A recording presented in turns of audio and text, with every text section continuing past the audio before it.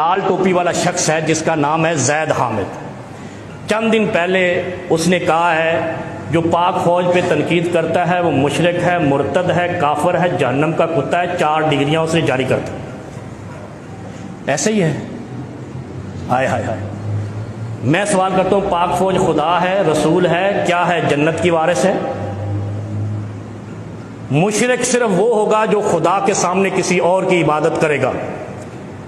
मुर्तद वो होगा जो रसूलुल्लाह का इनकार करेगा ईमान लाने के बाद। काफिर वो होगा जो कलमे का इनकार करे। इस लाल टोपी वाले बेगैरत ने काफिर कहकर उनको खुदा का दर्जा दे दिया और हमें कलमे का इनकारी करार दे दिया। कभी सोचा है आपने? यही झगड़ा तो फिरौन का था मूसा के साथ। फिरौन कहता था अना रब्बुकुमुल आला, उसके मानने वाले लाल टोपियों जैसे। वो यार इसने भी पहनी। वाले कहते थे कि अंता रब्बी, तू हमारा रब है, मूसा का रब हमारा रब नहीं है। फिर खुदा ने क्या किया? मैं पाक फौज से हाथ जोड़ के दस्त बस्ता अर्ज करता हूं, पाक फौज, प्यारी फौज, मीठी फौज, हमारी फौज, खुदा के लिए ये जो तर्जमान रखते हो इनको तालीम दिलवा लिया करो।